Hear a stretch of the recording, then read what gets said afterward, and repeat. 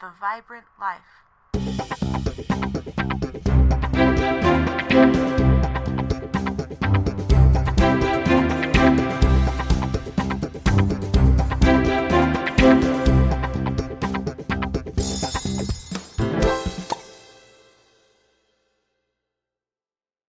Hey, you. This is the Vibrant Life podcast. I'm your host, Emily Romrell, and I'm delighted to have you joining me for another deliciously vibrant episode. Right now, we're in the middle of a series called The Lasagna of Lovability. And it's where each layer represents a different aspect of love, our relationships, and personal growth. Last time, we celebrated the joy bringers, the people who light up our lives and bring sunshine even on cloudy days. And today we're talking part 3. We're getting saucy with loving those who challenge us. So think of it as like the rich tomato sauce that adds depth to even the toughest relationships. Now, I know what you're probably thinking. Loving those who challenge us? Really? Those folks who stir up our inner turmoil and push our buttons? I have 3 brothers, so I know what pushing buttons is about, but I love all of you guys. But it sounds more like a recipe for frustration than fulfillment, right? But embracing these relationships can be really transformative. And while we're at it, let's take a step back to part 1 in the series, Self-Love. It's funny how the people who challenge us can sometimes amplify the challenge of loving ourselves. It's often hardest to give ourselves grace, especially when tough relationships trigger our insecurities. But these moments can be reminders of the importance of self-compassion and choosing to love ourselves even when others don't make it easy. So go check them out. Part 1 is self-love. Part 2 is loving others that bring joy. They're great parts of this lasagna of lovability, and you don't want to miss them. And then come back for more because we still have 3 more episodes to go. If you're enjoying these podcast episodes, hit that subscribe button, leave a comment, and share this with your grandma, your neighbor, or any random person who looks like they could use a lift. Your support is a secret ingredient in my recipe for success, helping spread the love and growth all over the place. By loving those who challenge us, we unlock deeper connections and gain valuable insights into both ourselves and those we dislike. Like master chefs finding the perfect balance of flavors in a dish, sometimes it takes a little acidity to elevate the sweetness. So if you're ready to turn challenging relationships into opportunities for growth, let's go. First, let's define challenging people. These are folks who seem to have a PhD in pushing buttons, drudging up feelings we'd rather keep tucked away. It could be family members who dismiss us, friends who thrive on negativity, or energy vampires who drain the good vibes right out of us. We've all got them, and part of life is learning how to deal with them. And, it can be tough. But an all-time example of sticking it out in difficult relationships comes straight from the Book of Mormon, where Nephi is constantly up against his brothers Laman and Lemuel. These 2 didn't just complain or play the occasional prank. They were all in. They beat Nephi, they tried to kill him more than once, refused to help him without serious arm twisting, and even tied him up for days on a ship during a massive storm. So talk about testing patience. Yet Nephi, in an impressive show of love and understanding, forgave them time and again, continuing to pray for them and choosing compassion over bitterness. His resilience and dedication to love, despite hardship, make the story a masterclass in perseverance and love. Challenging relationships aren't here to tear us apart, but to help us grow. As Dr. John DeMartini says, nothing is going to make you as unhappy as being at odds with someone else, especially someone that you care about, right? Loving those who challenge us doesn't mean accepting poor behavior without question, though. It's about showing love while remaining firm in our own values.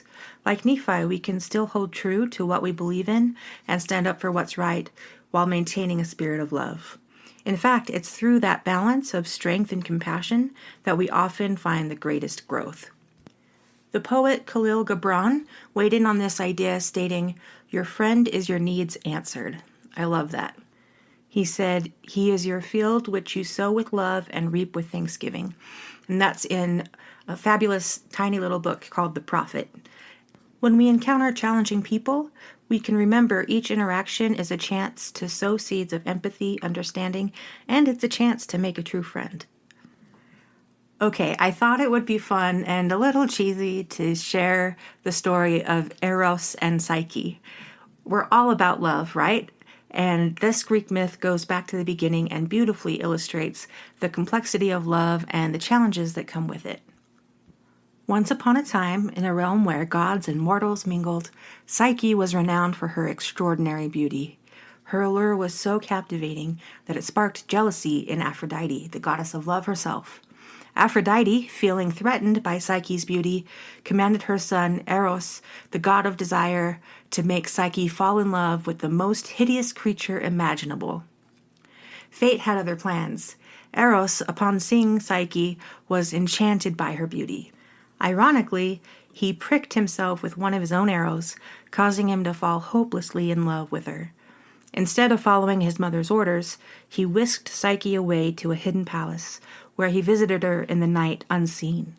Their love blossomed in secret because Psyche was forbidden to gaze upon his face. However, the secrecy weighed heavily on Psyche. Driven by curiosity and the whispers of her jealous sisters, she eventually succumbed to temptation. One fateful night she lit a lamp to see Eros' truest form. To her astonishment, she discovered that he was not a hideous beast, but a breathtakingly beautiful god. But in her moment of weakness, a drop of hot oil from the lamp fell onto Eros, awakening him from his slumber. Hurt and betrayed, Eros fled, leaving Psyche heartbroken and alone. Desperate to win back her love, Psyche embarked on a perilous journey, seeking the help of Aphrodite. In her anger, Aphrodite imposed a series of seemingly impossible tasks on Psyche. This is the Greek way, right?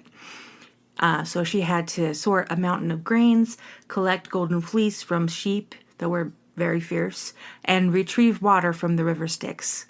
Each challenge tested Psyche's resolve and strength, but she persevered, showing an incredible capacity for love and determination. In her darkest hour, Psyche was aided by the very elements that had once seemed insurmountable. Ants helped her sort the grains, a river god provided the water, and a wise reed gave her advice on how to safely collect the golden fleece. With each challenge she overcame, Psyche's love for Eros only deepened, proving that love often requires overcoming obstacles together. Psyche's efforts reached their climax when she was led to the underworld, where she had to confront her deepest fears.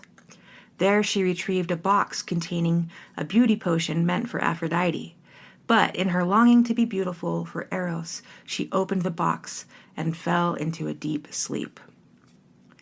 Eros, discovering Psyche in this state, realized he could no longer live without her. He swiftly flew to her side, kissed her, and awakened her from her slumber. Yup, she is the OG Sleeping Beauty, my peeps. In that moment, the couple reunited, their love stronger than ever, having withstood the tests of jealousy, betrayal, and hardship.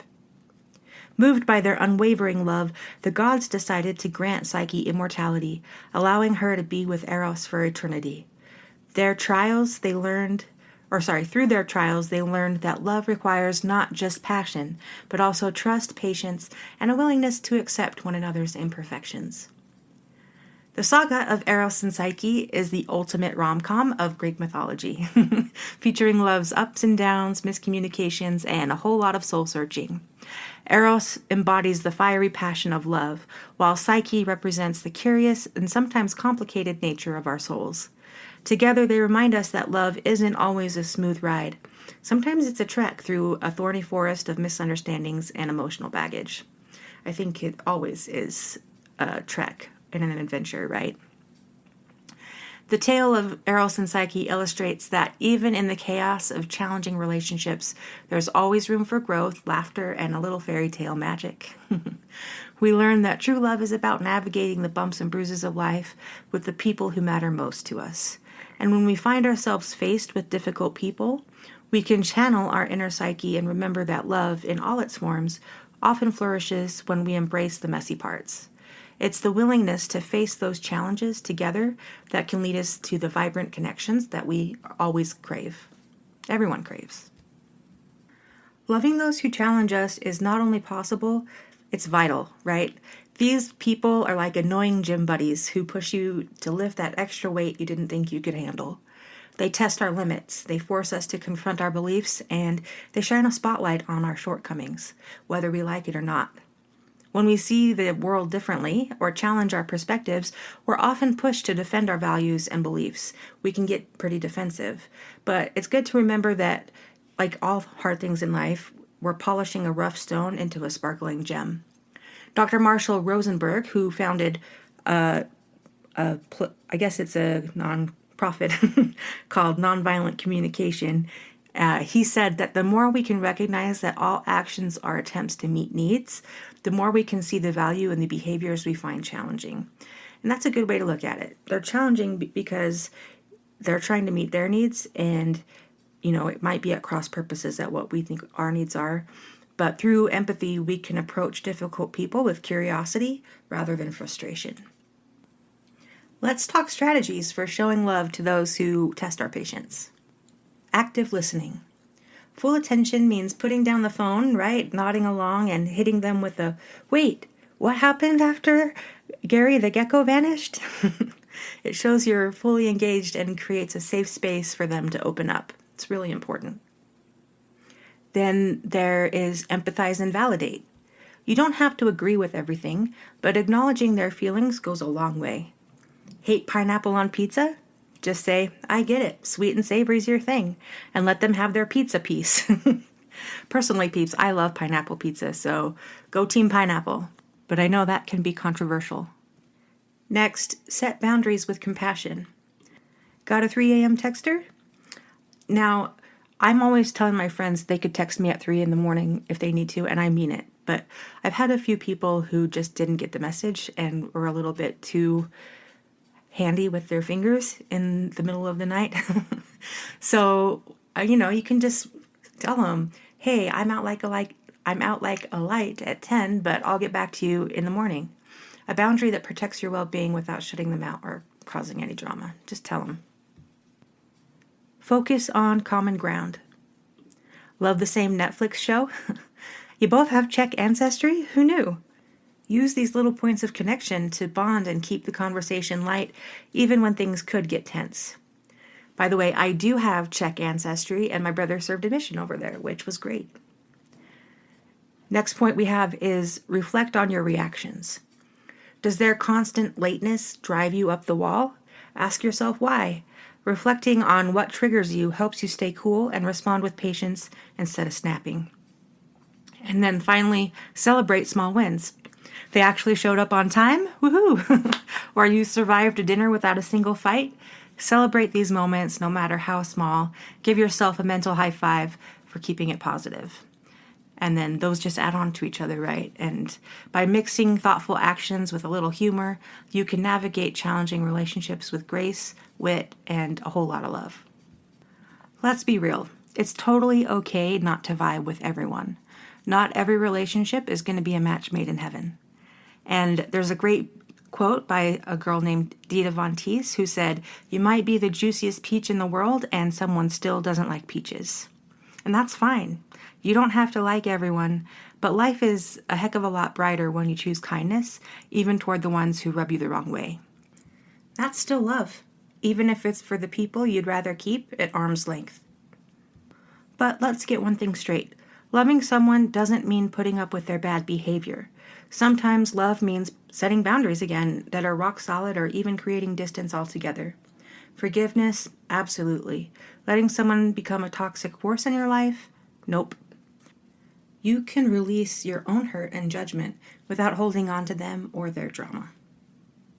When possible, give people the benefit of the doubt. I think this is so important. It's easy to judge when you don't know what they're dealing with behind closed doors. I deal with this a lot with my chronic illness stuff, which I don't want to go into, but you never know what's going on. Think about everything you go through that no one else sees. A little compassion goes a long way and might just be the secret sauce to making life a little bit sweeter. Luke 6, verses 27 and 28 remind us, "But I say unto you which hear, love your enemies, do good to them which hate you, bless them that curse you, and pray for them which despitefully use you." Even when it's hard, responding with love changes the game. Christ does this for us daily, loving us unconditionally, even when we mess up, even when we mess up every day. So if he can do it, we can give it a shot, right? Remember, we're all lovable, mistakes and all, so everyone else is just like you. Yep, even the tough ones. Zig Ziglar nailed it when he said, "You can get everything in life you want if you help enough other people get what they want." Pretty wise words with a guy with a great name, Zig Ziglar. And that doesn't mean selling out your own values. It means leading with empathy. And guess what? It's often that opens doors you don't even know were there. You get even better things you never expected. So, as we wrap up today's saucy chat about loving those who challenge us, remember this. These relationships add flavor to life. By choosing kindness and compassion, we honor ourselves and we reflect Christ's teachings and create a more vibrant world.